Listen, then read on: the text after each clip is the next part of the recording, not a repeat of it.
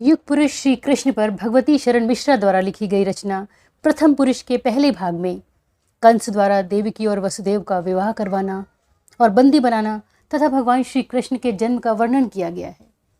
मेरा प्रयास यही है कि मैं उनके चरित्र का वर्णन जितना रोचक और जितना मनमोहक है उसी ढंग से आप तक पहुंचा सकूं। एक और रिक्वेस्ट है आपसे, अगर आप मेरे चैनल पर नए हैं तो प्लीज़ मेरे चैनल को सब्सक्राइब करें, लाइक करें और शेयर करना ना भूलें। सूर्य तनया जमुना का रम्य पूर्वी तट, मधुराधिपति कंस का किलानुमा विशाल कारागार, रात की गहराती स्याही, आकाश में घुमड़ते उमड़ते कृष्ण श्याम मेघ, प्रचंड चमक के साथ घोर घन गर्जन, बादल अब बरसे की तब। कारागार के अंदर अपनी अर्धांगिनी देवकी के साथ शोकाकुल अर्धवृद्ध वसुदेव। यह 8वीं संतान भी कंस की हिंस भावना का शिकार होगी क्या? व्यथित वसुदेव द्वारा प्रिया को संबोधन।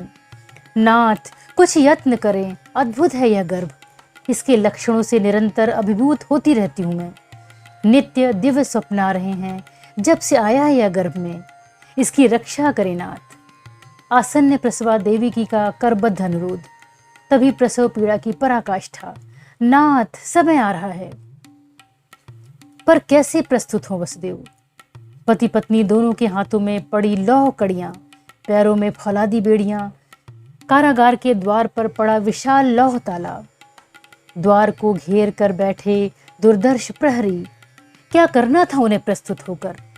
जो अब तक के सभी गर्भों की नियति थी वही उसकी भी होनी थी, जन्म और मृत्यु साथ साथ। घोर मेघ गर्जन के साथ सहसा मूसलाधार वर्षा।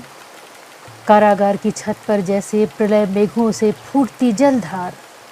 दीवारों में ऊंचाई पर खुलते हुए नन्हे झरोखों से बाहर के सूची भेद अंधकार का पूर्ण आभास। अंदर के दीपधारों पर मंद मंद जलते दीपों के द्वारा कक्ष के निरंतर वृद्धिशील तम को पराजित करने का व्यर्थ प्रयास। भाद्र पक्ष कृष्ण की इस 8वीं काली रात में जैसे महेंद्र के सारे मेघ अपने को रीते कर ही दम लेंगे, जैसे भविष्य में इंद्र पूजा को बंद करने वाले के प्रादुर्भाव काल ही सुरेंद्र अपना सारा आक्रोश उड़ेल देने को आतुर। नाथ, देवकी ने पीड़ा मिश्र स्वर में संबोधित किया था। वसुदेव का ध्यान प्रकृति के तांडव से खिंचकर पत्नी की ओर गया। अर्धांगिनी का आनंद दर्द से विकृत होने आया था। तभी एक अनाम आभा उसे आवृत कर गई। इस आलोक ने लगा उस संपूर्ण बंदी ग्रह को जैसे एक प्रकाश सिंधु में परिवर्तित कर दिया। आलोक की असंख्य लहरें जैसे चतुर्दिक व्याप्त हो गईं। तभी पत्नी के पार्श्व में पड़े नवजात शिशु की ओर उनका ध्यान आकृष्ट हुआ, जैसे एक प्रकाश बिंब ही पड़ा हो वहां। जो चतुर्दिक व्याप्त यह आलोक देवकी के नहीं, इस नवजात के आनंद से निस्तृत था। प्रकाश से चौंधियाई सी जाती अपनी आंखों को मींचते हुए वसुदेव ने सोचा, और इसी समय संपूर्ण कक्ष को व्याप्त करता यह अलौकिक आलोक जैसे सिमटते सिमटते उस नवजात के तन में ही केंद्रित हो आया। उसके तन से फूट रही प्रभा से वह काल कोठरी अब भी अलौकिक थी। उसी मध्यम प्रकाश में वृद्ध वसुदेव ने एक और आश्चर्य देखा। उनके हाथ की कड़ियां और पैर की बेड़ियां एक झटके में ही सांपों की भांति धरती पर गिर पड़ी। वे स्वतंत्र थे, बंधन मुक्त। कैसे घटा यह आश्चर्य? वे आह्लादित थे, आश्चर्यचकित भी। लगा वे गत प्रायः एक युग से पड़ी पड़ी पूर्णतया जर्जर हो गई थी। पर यह समय व्यर्थ गंवाने का नहीं था। उन्हें याद आई पत्नी की बातें। अद्भुत है यह गर्भ, इसे बचा लेना नाथ। वह निश्चिंत पड़ी थी। पता नहीं यह निश्चिंता पीड़ा समाप्ति के परिणाम स्वरूप थी या शिशु के उस अलौकिक रूप के कारण जो नैसर्गिक था, अद्भुत और अनुपम। नहीं, यह समय सचमुच व्यर्थ बर्बाद करने का नहीं है। उनके अंदर का संकल्प दृढ़ हुआ और नवजात को हाथों में समेटने का उन्होंने प्रयास किया। नील कमल सा वह उनके रुक्ष करों में मानो स्वतः सिमट आया। फूल सा ही हल्का पर उससे भी कोमल कमनीय प्रतीत हुआ था वह उन्हें। द्वार की ओर प्रस्थित हुए तो लौह कपाट जैसे उनके स्वागत में पहले से ही खुले पड़े थे। बाहर आए तो अधिकांश प्रहरी निद्रा के वशीभूत मदहोश पड़े थे। नियत की यह अनुकूलता पर वसुदेव को आश्चर्य हुआ, वरना विगत प्रायः एक युग तक तो वह निरंतर उनकी वक्रता के आखेट में ही रहे थे। सब कुछ नियत नियोजित था, वरना कैसे हो जाता उस दिन देखते ही देखते उनके सपनों का शीश महल चूर्ण चूर्ण। भला स्वर्ग के द्वार पर खड़े किसी व्यक्ति के चरणों को रौ रौ नर्क के दरवाजे तक जाने को भी किसी ने बाध्य होते देखा है? लेकिन उनके साथ तो यही घटित हुआ था। अपने पितृव्य की दुहिता देवकी का उनके साथ परिणय संपन्न कर सुदर्शन थे वसुदेव उन दिनों, वीर भी, रण कौशल अस्त्र शस्त्र संचालन में पारंगत। यह तो वर्षों के कारावास ने उनके कंचन सदृश तन को कांच के सदृश भी नहीं छोड़ा है, वरना देखने वालों की आंखें बंधी की बंधी रह जाती थी उनकी आंखों में। उनकी शारीरिक और बौद्धिक क्षमताओं ने ही बाध्य किया था उग्रसेन सुत मधुराधिपति कंस को देवकी के हाथों को उनके हाथों में देने के लिए। ना स्वयंवर का स्वांग, ना कोई अन्य औपचारिकता, सीधे प्रस्ताव पहुंचा था मधुराधिपति का वसुदेव के यहाँ। अपने पूज्यपाद पितृव्य श्रीमान देवक की पुत्री देवकी के साथ आपके परिणय के आकांक्षी मधुराधिपति कृपा हो अगर सहमति दे दें। वसुदेव को सहसा अपने कानों पर विश्वास नहीं हुआ था। कुछ भी नहीं थे वे मधुराधिपति के सामने, ले देकर एक छोटे से जनपद के अधिपति, जो उस संपूर्ण यादव संघ का ही हिस्सा था जिसका सम्राट था कंस। पर जब संवाद स्वयं कंस ने भेजा था तो उस पर विश्वास करना ही था। इसमें कंस की सर्वथा निस्वार्थ भावना ही काम कर रही हो, यह बात नहीं थी। ज्ञात था वसुदेव को, जिस तरह उसकी सीमाओं में लगे राज और स्वयं उनके अपने शूर सामंत उसके विरुद्ध दुरभिसंधि में लीन थे, उससे वसुदेव के सदृश समर्थ व्यक्ति को संबंधों के सूत्र में बांधना सर्वथा समय की ही मांग थी। कंस अपने अन्याय, अत्याचार और स्वभाव की उग्रता के कारण अपने राज्य की सीमाओं में ही लोकप्रियता खो चुका था। बाहर के शत्रु तो अवसर की प्रतीक्षा में घात लगाए बैठे ही थे। ऐसे में वसुदेव उनके काम के होते, अतः प्रताप और प्रभाव में न्यून होते हुए भी देवकी के हाथ को उनके हाथ में देने में उसने किसी अवमानना का अनुभव नहीं किया, अपितु वसुदेव की स्वीकृति से वरदान के सदृश ही लगी थी। स्वीकृति के अलावा कोई उपाय भी शेष नहीं था वसुदेव के पास। कंस के क्रोध का उन्हें ज्ञान था और देवकी के सौंदर्य का भी। अतः प्रथम पत्नी रोहिणी के होते हुए भी उन्होंने संदेहवाहक ब्राह्मण को संतुष्ट ही लौटाया था। जब कंस को इस बात की चिंता नहीं थी कि विवाहित व्यक्ति के हाथ में अपनी रूपवती अनुजा को देना, भले ही वह चचेरी ही हो, कहाँ तक उचित था, तो वसुदेव को इससे क्या सोचना था। हाँ, अतिरिक्त उत्साह दिखाया था कंस ने विवाह के सारे आयोजन में। अधिकांश कार्यों को स्वयं के निर्देशन में संपन्न कराकर वह स्वयं यह सिद्ध करना चाहता था कि देवकी उसकी चचेरी बहन हुई तो क्या, उसे वह अपनी सहोदरा से किंचित भी कम नहीं मानता। इस प्रकार शायद वह लोगों के मन में घर कर बैठे अपने उग्र और हिंस भाव को निशेष करना चाह रहा था। उसने अपने पिता ही को तो बंदी बनाकर कारागार में डाल रखा था। प्रजा उसके प्यार और न्याय के प्रति कहाँ तक आश्वस्त रह सकती थी। तो यह सब एक ही साथ कई रणनीतियों की अपेक्षा थी जिसने कंस को बाध्य किया था यह सब करने को। उसकी सौम्यता, उदारता और सेवा भावना तब पराकाष्ठा पर ही पहुंच गई थी जब उसने देवकी के रथ के वल्गा को सारथी के हाथों से सहसा झटक लिया था। नहीं, तुम नहीं, स्वयं मैं अपनी बहन को ससुरालय पहुंचाऊंगा, सारथ्य करूंगा मैं इस अवसर पर। यह देखकर आमंत्रित राजा और नगर के प्रतिष्ठित जन, सामंत और सभासद सभी कंस की उदारता पर जैसे बिछ बिछाए थे। कौन कहता है कि कंस क्रूर है, स्वार्थी और महत्वाकांक्षी है? अवश्य ही पिता उग्रसेन का ही कोई दोष रहा होगा, वरना जो अपनी चचेरी बहन को उसके पति के सारथ्य को प्रस्तुत है, वह कोमलमती कंस अपने पिता को बंदी गृह के अंदर बंद करने की कल्पना भी कैसे कर सकता था। स्मरण है सब कुछ वसुदेव को। अब पुलकित हो आए थे उनके तन मन कंस के इस प्रेम प्रदर्शन पर। कुछ क्षणों को विश्वास ही नहीं हुआ था उन्हें अपने पर कि जो कुछ वह सुन और देख रहे हैं यह कंस के द्वारा ही कहा जा रहा है और किया जा रहा है। परिचित थे वसुदेव पूरी तरह से कंस के कृत्यों से। बाहर के राजाओं और सामंतों सभासदों को भले ही कंस का यह आचरण उसके प्रति कोमल बना दे, पर वसुदेव को कंस का यह व्यवहार पूर्णतया कृत्रिम और स्वार्थ प्रेरित ही लग रहा था। पिता को कारागार देने की बात तो अत्यंत साधारण थी। उन घृणित कार्यों की तुलना में जो वह राज्यारोहण के पश्चात प्रायः नित्य ही करता जा रहा था। प्रजा के सुख में नहीं, उसके उत्पीड़न शोषण में आनंद आता था उसको। छोटे छोटे कल्पित और अकल्पित अपराधों के लिए कठोरतम दंड देकर पूरे राज्य में घोर आतंक और भय की सृष्टि जो उसने कर रखी थी वह अकल्पनीय और हृदय विदारक थी। जैसे मगरमच्छ छोटी बड़ी मछलियों को बड़ी आसानी से उदरस्त कर अपनी क्षुधा पूर्ति में संलग्न रहता है, उसी तरह पास पड़ोस के सभी राज्यों पर उसकी शनि दृष्टि बराबर पड़ती रहती थी। सीमाओं पर व्यर्थ के उत्पात मचाकर वह दोनों पक्षों के असंख्य निरपराधों के रक्त से धरती को रंजित करने में जिस अमानुष आनंद का अनुभव करता था, उसका भी पता था वसुदेव को। यह तो उनका भाग्य था कि मगरमच्छ ने अपनी किसी स्वार्थ नीति से प्रेरित हो उन्हें भक्षित करने के स्थान पर उनकी ओर कृत्रिम ही सही स्नेह और सौहार्द की दृष्टि डाली थी। उनसे अपनी बहन के विवाह का उपक्रम किया था।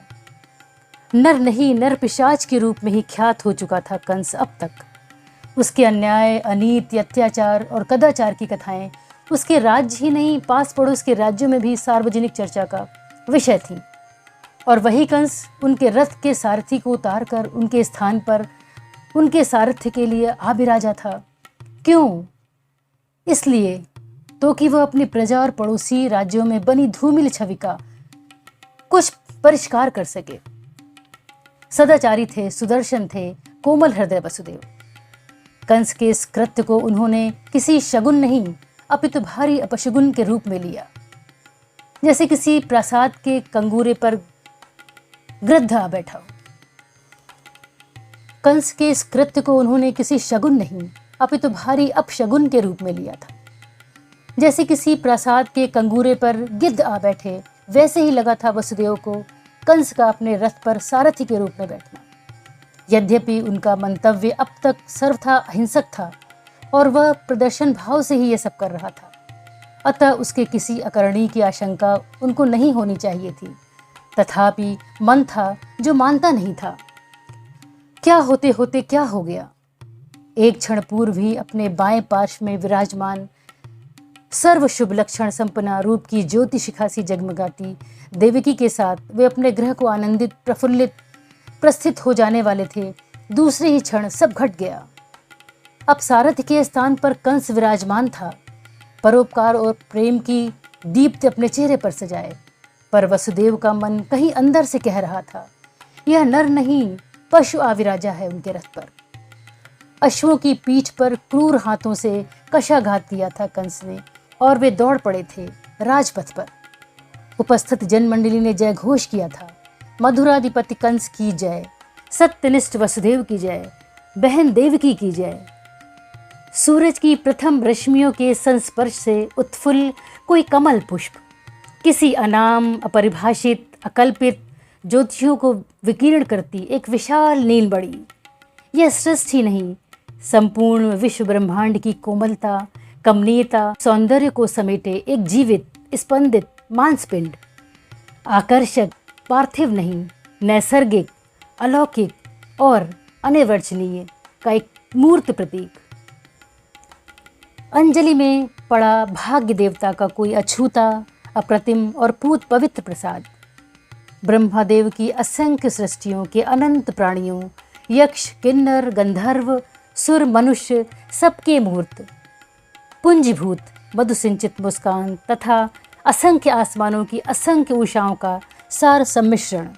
अथवा क्या क्या क्या क्या कहे वसुदेव। वस्त्र के साधारण से कपड़े में लिपटे अपने हाथों में पड़े शिष्य को, अपने सुत और देवकी की थाती को जिसे अपने कंपित करों में सहेजे वे कारागार से बाहर आ क्षिप्र गति से गोकुल की ओर गतिमान हुए थे। आंखें मार्ग ढूंढने के बजाय करस्त शिष्य पर ही गड़ी थी और पैर थे कि तेज और तेज भागे जा रहे थे कालिंदी कूल की ओर। ऐसे भी देखने को क्या था मार्ग में। निशीत के उस प्रहर में जब आकाश पूरी तरह मेघाच्छन्न था, हाथ को हाथ नहीं सूझता था। मार्ग संधान अपने वश में था क्या? यह तो कभी कभी बिजली चमक जाती और नवजात के मुख से फूटता नील प्रकाश ही था, जो पथ को बहुत सीमा तक आलोकित किए जा रहा था। और सुत के तन से दृष्टि नहीं हटा पाने की विवशता में भी वे मार्ग के आरोधों अवरोधों से बहुत सीमा तक निपटते जा रहे थे। नहीं तो कब किसी गड्ढे अथवा बरसाती नदी नाले में जा पड़ते, इसका क्या पता था। आसमानी मेघ थम गए थे। अभी कुछ देर पूर्व कारागार की छत पर जो बादल प्रलय बनकर अपने को पूर्णतया रीता करने पर उतारू थे, वे अब जैसे अपने सारे क्रियाकलापों को भूलकर वसुदेव के करों में सिमटे सृष्टि के सारभूत सौंदर्य को निरखने में ही निमग्न हो आए थे। बूंदाबांदी तक बंद थी, वरना वसुदेव के साथ साथ इस नवजात की भी क्या गति होगी, यह कल्पना की ही बात थी। कहाँ जा रहे थे वसुदेव, पता न था उन्हें अपने गंतव्य का। कोई एक युग से ही कारागार में बंदी बने वसुदेव के स्वभाव ने ही वहाँ के कई पहरेदारों और परिचारकों को उनके अनुकूल बना दिया था। उनका वश चलता और कंस के क्रूर स्वभाव का उन्हें पता नहीं होता तो स्वयं ही कभी के वो मुक्त कर दिए गए होते। उन्हीं लोगों के द्वारा वसुदेव को नंदग्राम का सब हालचाल मिलता रहता था और उन्हीं के द्वारा उन्हें यह पता चला कि वृद्ध नंद की पत्नी यशोदा भी गर्भवती थी और वह भी इन दिनों आसन्न प्रसवा चल रही थी। यह भी पता था वसुदेव को कि कहीं उन्हीं प्रहरियों और सेवकों ने नवजात के क्रंदन का करुण सुर सुनते ही कारागार के महाद्वार को उद्घाटित कर दिया था। पहले जिसे उन्होंने चमत्कार समझा था वह वस्तुतः अनायास बनाए उनके उन हितैषियों की कृपा थी। कुछ था ही इस बालक में ऐसा कि उन्होंने वसुदेव को अपने गुप्त अभियान पर प्रस्थान की अनुमति दे दी थी।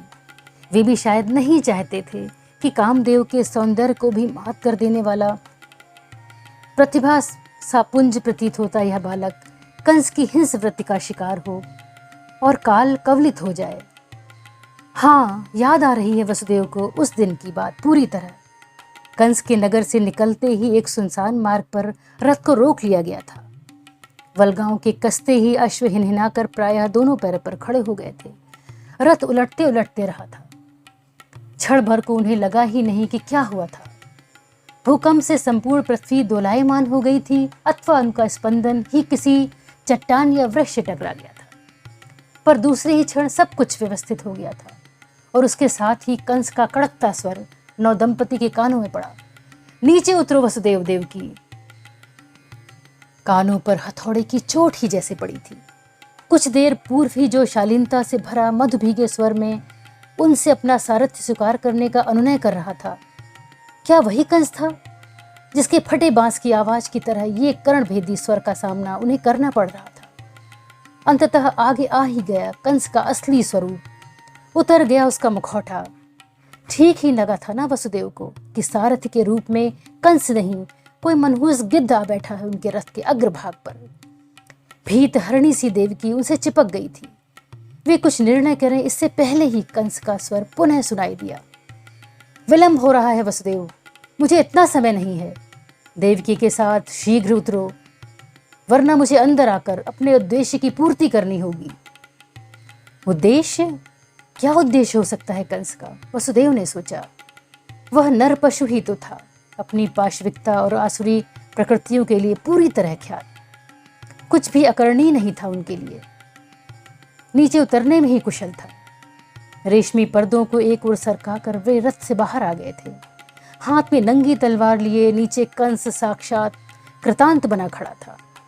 वसुदेव की समझ में नहीं आ रहा था।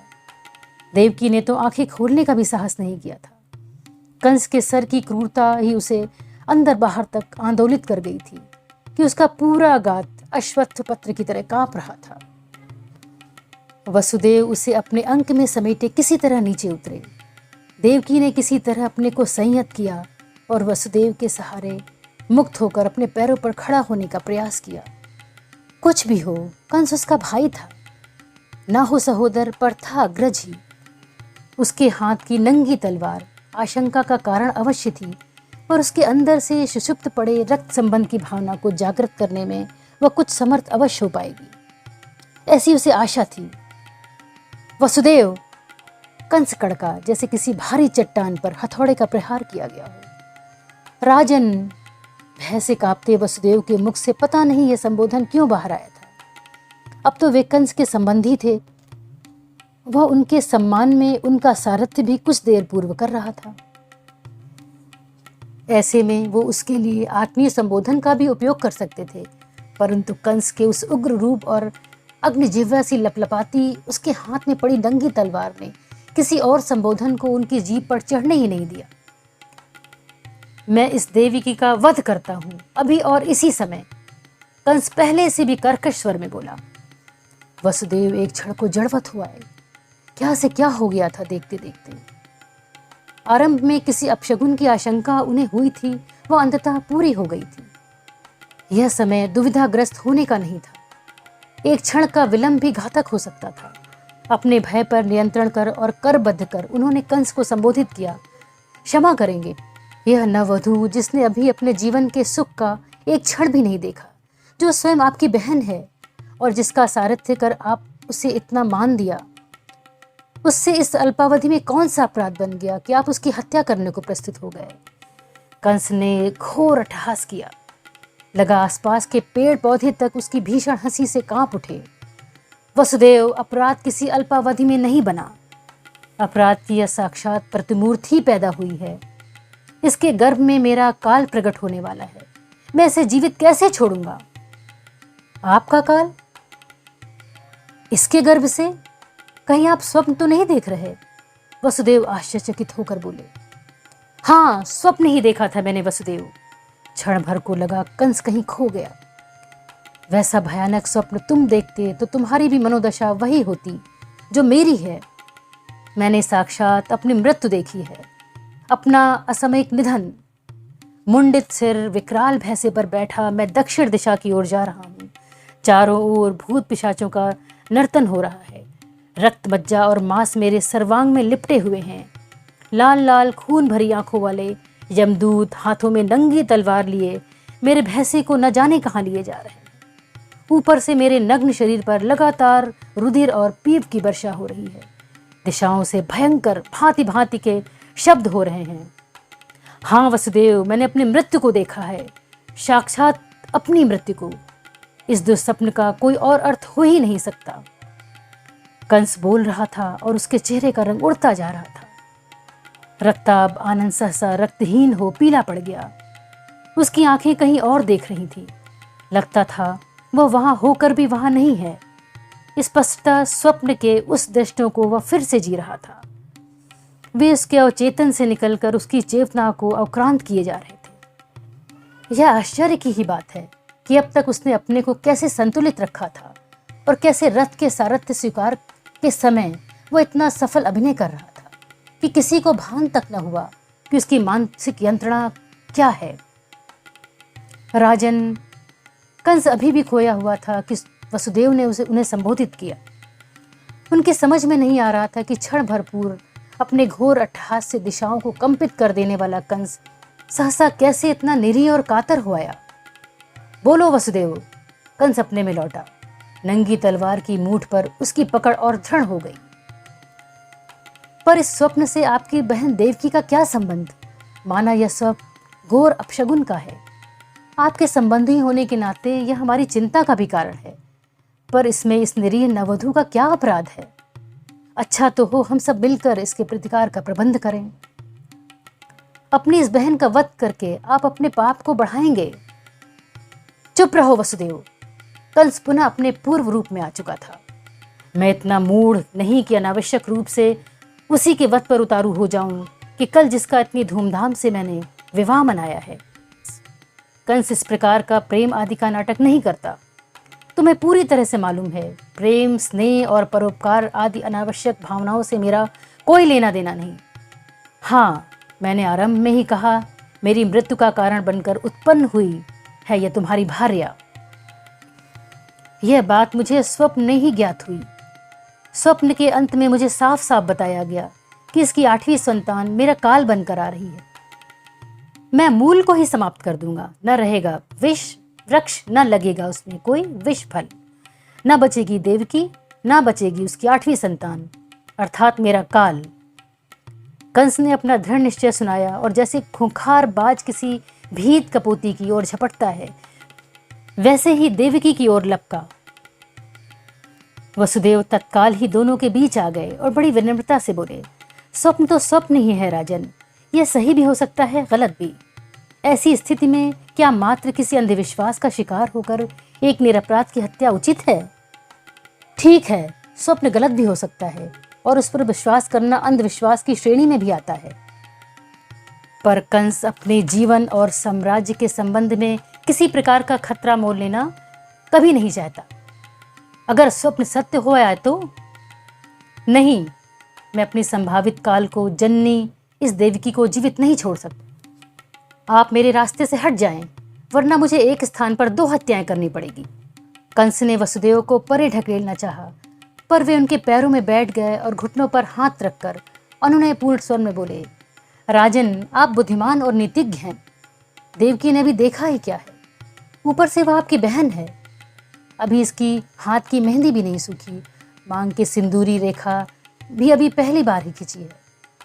यह विवाह के उन्हीं वस्त्रों में कांपती खड़ी है जिनमें आपने स्वयं इसे विदा किया। क्या ये आपके द्वारा वध करने योग्य है? नीति अबला की हत्या करने की अनुमति दे या नहीं, पर राजनीति हर स्थिति में अपने प्राणों की रक्षा करने की अनुमति देती है। माना कि यह मेरी बहन ही है और इसके विवाह को अभी 2 दिन नहीं बीते, पर किसी काल सर्पणी की तरह मेरी मृत्यु का कारण बनाई अपनी बहन को मैं जीवित कैसे छोड़ सकता हूँ? आप मेरे मार्ग का अवरोध नहीं बनिए। तर्क में नष्ट करने का समय मेरे पास नहीं है, इसलिए तो मैं अकेला रथ लेकर निकला और इधर आप नीति और धर्म की दुहाई देकर मेरे कार्य में बाधा बन रहे हैं। वसुदेव को एक झटके में किनारे कर उसने देवकी पर खड़ग प्रहार करना चाहा ही था कि वह मूर्छित होकर भूमि पर गिर पड़ी। चेहरे पर पड़े झीने घूंघट से उसने अपने भाई के क्रोध और आतंक से विभत्स हुए चेहरे को देखा था और उसे झेल पाना उसके कोमल मन के लिए संभव नहीं था। वसुदेव से यह सब झेला नहीं गया। उनकी बुद्धि ने इस समस्या का हल ढूंढने का प्रयास किया और तत्काल एक युक्ति उनकी समझ में आई। एक बात सुनेंगे राजन? खड़े होते हुए उन्होंने कंस को संबोधित किया। क्या? कंस ठिठका। भय आपको देवकी से नहीं, उसकी संतान से है ना? हाँ, 8वीं संतान से। तो फिर देवकी की हत्या से क्या लाभ? वसुदेव ने हाथ जोड़े ही कहा। आप कहना क्या चाहते हैं? कंस को वसुदेव की बात अर्थपूर्ण लग रही थी।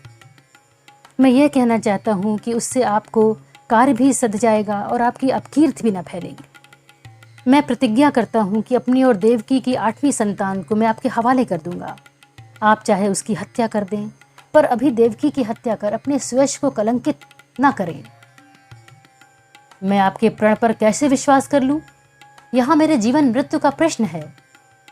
वहाँ आपको एक छोटा सा प्रण कैसे मेरी सांत्वना का कारण बन सकता है? मैं कैसे विश्वास कर लूं कि आप अपनी 8वीं संतान मुझे अर्पित ही कर देंगे? इसका भी उपाय है, वसुदेव ने सिर झुकाकर कहा। उनके मुख पर शोक के स्थान पर एक स्पष्ट म्लानता उभर आई, जैसे किसी सुंदर कमल पुष्प को शैवाल ने ढक लिया हो। क्या आप हमें बंदी बना लें? हमारी 8वीं संतान उत्पन्न होते ही वह आपको प्राप्त हो जाएगी। कंस को बात जच गई। वह कुछ देर तक मौन रहा, फिर खड्ग को म्यान में रखता हुआ बोला, मान गया आपकी बात, पर 8वीं ही नहीं, अपनी हर संतान आपको मुझे अर्पित करनी पड़ेगी। क्यों? वसुदेव की कंस की इस क्रूरता पर आश्चर्य के साथ साथ शोम भी हुआ। वह इसलिए कि स्वप्न तो स्वप्न है। स्वप्न का 8वां यथार्थ का प्रथम भी हो सकता है। ऐसे भी 8 वस्तुओं को एक पंक्ति में रखकर बाएं और दाएं दोनों से गिनिए तो दोनों की ही अंतिम वस्तु बारी बारी से 8वीं होगी या नहीं? अतः इसी शर्त पर मैं देवकी को अभयदान दे सकता हूँ कि उसकी हर संतान आपको मुझे अर्पित करनी होगी और मैं प्रत्येक को काल के गाल में डालता जाऊंगा। आज श्री कृष्ण के जन्म के प्रसंग को यहीं समाप्त करती हूँ। कंस की क्रूरता से बलदेव बाल कृष्ण की रक्षा कैसे करते हैं और उन्हें गोकुल माँ यशोदा के पास किन कठिनाइयों से पहुंचाते हैं, ये जानने के लिए मिलते हैं